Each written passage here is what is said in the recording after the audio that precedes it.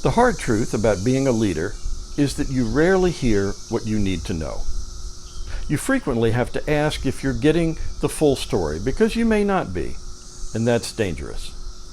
Hi, Larry Buxton here. Welcome to another edition of Leading with Spirit. It's not that the spirit of truth is absent from C-suite conversations, but rather it's simply human nature for advisors and coworkers to not share everything out of concern or uncertainty for how it will land. This is the insight of David Fubini at Harvard Business School, who has authored the book Hidden Truths: What Leaders Need to Hear But Are Rarely Told. Fubini quotes a former admiral who told him he knew two things with certainty every time he came onto a battleship. One, he said, I know I'm never going to be handed a cold cup of coffee. And two, I know I'm never going to hear the whole truth. It may be that your coworkers and advisors are relaying what they know to be true from their small circle or by their own understanding. Or their advice may assume some knowledge or familiarity on your part with a process that you don't have yet.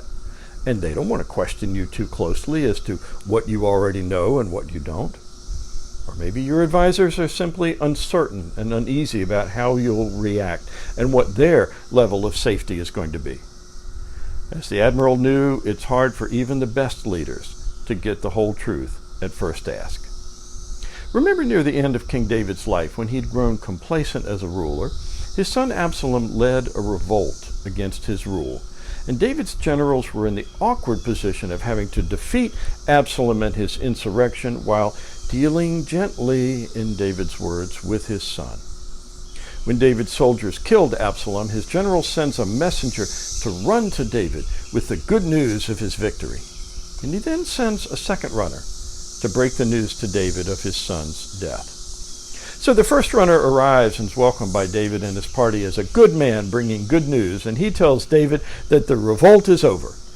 And when David asks about his son, the runner admits he doesn't really have the whole story about that. It takes the second messenger, an outsider to David's circle, to tell David the full and painful truth that Absalom is dead. So, Fubini encourages CEOs and other leaders to ask explicitly, tell me what you aren't telling me. You have to ask intentionally for that information. Parents learn this lesson pretty quickly, don't we? Tell me what you're not telling me. And at work, if it's not coming from your usual coworkers or advisors, you can always seek out deeper layers of management, other departments, and different managers to enlarge your grasp of the truth. But Fubini calls this work a crucible of learning.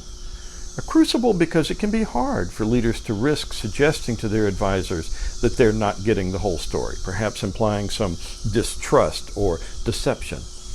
But selective withholding isn't malicious or devious. It's an inevitable and sometimes unconscious byproduct of human nature.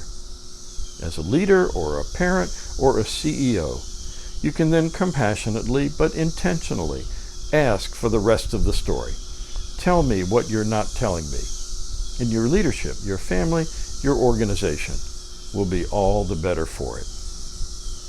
Thanks for joining me. As always, I invite you to explore LarryBuxton.com. You'll find there a rich library of posts on character and leadership similar to this one, plus new videos for preachers, teachers, and readers unpacking 10 key events in King David's life.